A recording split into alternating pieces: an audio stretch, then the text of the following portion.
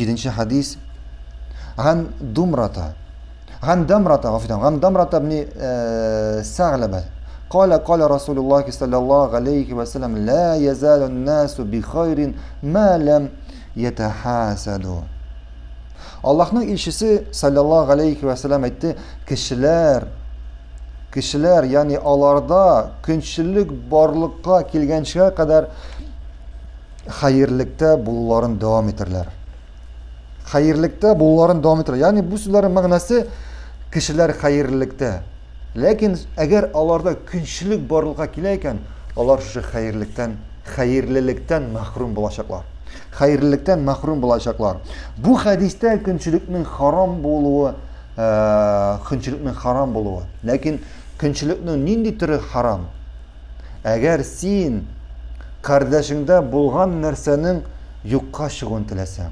Eğer senin Allah kardeşini birer nimet bilen buleklediğiken, ona birer nimet birdiyken, eğer sen şu nimetinin anda yokka çıkın tilesen, anda şu bulgan nimeti için anda sende aşığı çıksa şuna, demek bu tıyılgan künçülük.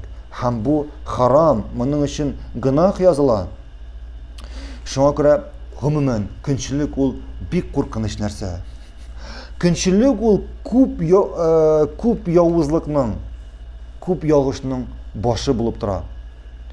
Şuшы künçülük arkasında utirişler barlığa kele. Şuшы künçülük arkasında tuğanlar sileşmeyi.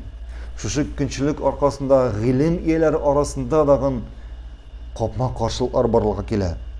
Jirde en birinci utiru ne arkasında barlığa kele?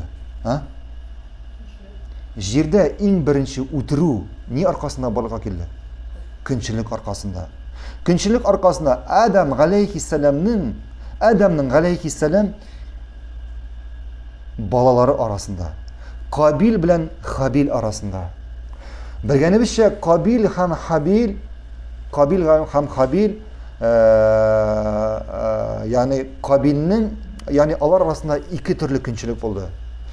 Birisi Habil'nin hatını Kabil'nin hatından maturrak şiberre gidi. Habil'nin hatını Kabil'nin hatından maturrak şiberre gidi. Şuna kadar Kabil künleşti. Bir katı künleşti bana. İkincisi Allah bitinde o vaxtda onların gıybetlerinin bir türü bulup durdu. Onlar yani nindir sadaka yani nindir oңuş algandan soң mesela hatta oңuş algandan soң şu oңuşны bir jire koydular yani Allah'ka şu oңuşның bir ülüşün. Hem indi kökten ot düşüp şu oңuşны ала торган buldu. Kabil koygaç, Kabil bilen Habil koygaç Allah subhanahu ve taala Habil'nin oңuşын aldı yani bergen sadakasını aldı lakin Kabil'nikin almadı. Şunun için künleşti Kabil. Allah subhanahu teala ayta Habil'nin sözleri innema yetakabbalullahu minel muttaqin.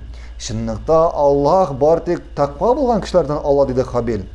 Hem şu künleşu arkasında Kabil Habil'ni ötürdü. Yani yıklağında gelip ana taş bilen berdi hem ötürdü. Şuna göre jir üstünde en birinci ötürü şu künçülük arkasında barga keldi. Hem şuna göre künçülük ol bir korkunç amel. Hem bu amelden saklanırga kirek. Hem bu amelden Allah'ka sığınırga kirek. Hem koysağız ayta. Bizim Kur'an'da var şu künçülükten Allah'ka sığını suresi. Nindi surede, nindi ayet kile. En ahırı surelerin birisi Felak suresinde Allah subhanahu ve teala ayta Kul a'udhu bi rabbil falak min şerri ma halak. Devam ediniz. Min şerri nefasatin. Ahırda. Min şerri hasidin iza hasad. Haminde ayettil min Allah'a sığınan künçülüklerinin künleşişlerinin künçülük yavuzluğundan. Yani künleşişlerinin yavuzluğundan min Allah'a sığınan. Şuna göre bu sureni okuyanda, bu ayetlerini okuyanda ihtibar etiniz, mağnasına düşününüz. Barakallahu fikum. Devam ederiz.